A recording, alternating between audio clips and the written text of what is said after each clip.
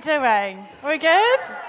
I'm so excited to talk to you today, but the first thing I need to tell you before I get into my story is that in this room, there is a magic chair, and one of you is going to be sitting on it. And I know this because in 2017, when I came to the One Woman Conference, I was sat on that chair. But it wasn't until 2019 that I joined Lead the Change. And in those intervening 2 years, I'd done a really good job of getting really good at pretending. I pretended that my role as a part-time lecturer at an art school was sufficiently fulfilling. And I was so scared of telling them what I really wanted to do, which was to bring sustainability into art and design curricula. I was so scared because I thought they were going to laugh at me, or worse, fire me. I was really good at pretending that my part-time marketing business was doing something for me, when in fact I hated every single fucking minute of it.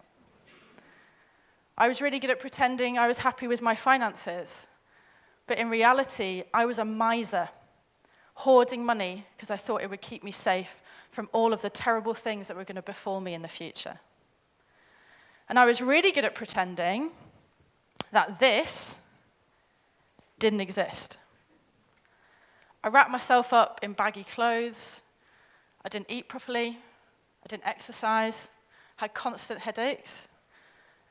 And I was so good at pretending that I was okay that it wasn't until I was diagnosed with such a chronic vitamin D deficiency that I was forgetting how to spell that I actually acknowledged there was a problem. So Lead the Change for me was not an easy journey because I had to face up to pretending. I had to face up to the lies I told myself and the wounds that those lies covered.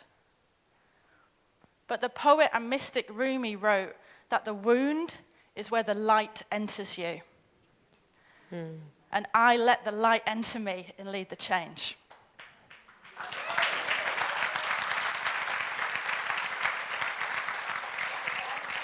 I let it enter me when I recognized that spending money, making money, investing money isn't going to turn me into some sort of unethical corporate overlord.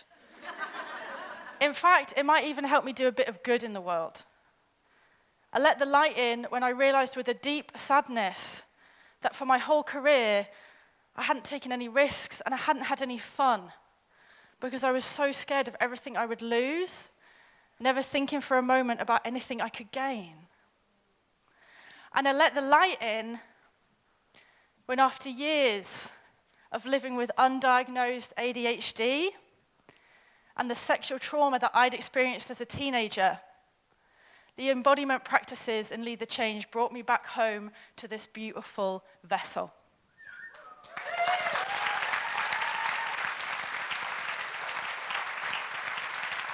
So I let the light in, and the results that I have are a radiance at a cellular level. A cellular level. So you can see that I don't hide myself in baggy clothes anymore. And I take care of myself. I cut out gluten, just like Anita. I lost a stone. I went to the gym. I actually enjoy going to the gym. It's amazing. It can happen. I plugged myself back into my creative life force and sexual and sensual energy. And that had an impact on my finances as well. Without changing a single penny of my salary or my income, I donated more to ethical and sustainable causes in the last 24 months than I ever have in my life. I became an investor in multiple sustainable businesses. I set up savings accounts for 6 children in my life because I'm happily child-free, but I believe in the future. And most importantly, I am generous with myself before I am generous with anybody else. And finally, my work is where I have seen the biggest and most joyful impact. I took the risk and I decided to do the thing that I really wanted to do, to bring sustainability into the art and design curriculum.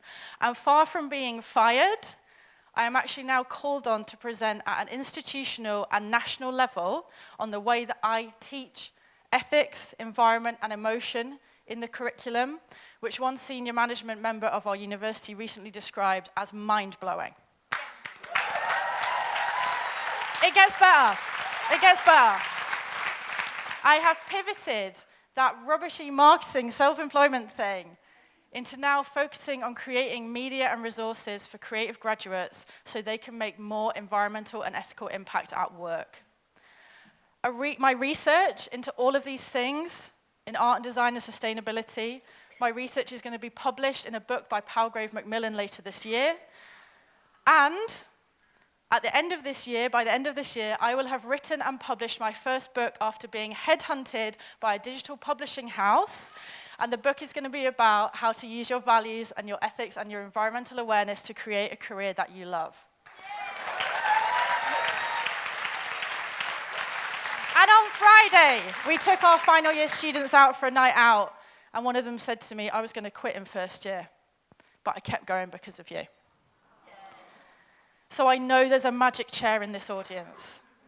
And here's what makes it even more magical. In 2017, when Joanna Martin led us through the visioning exercise that we went through today, and she said, you can see in 7 generations and bring it back to what your role is going to be in a few years' time. And I saw my role as this. I was on a stage in front of 400 people sharing my message. I am not joking. That is how I know this is magic. Thank you for listening.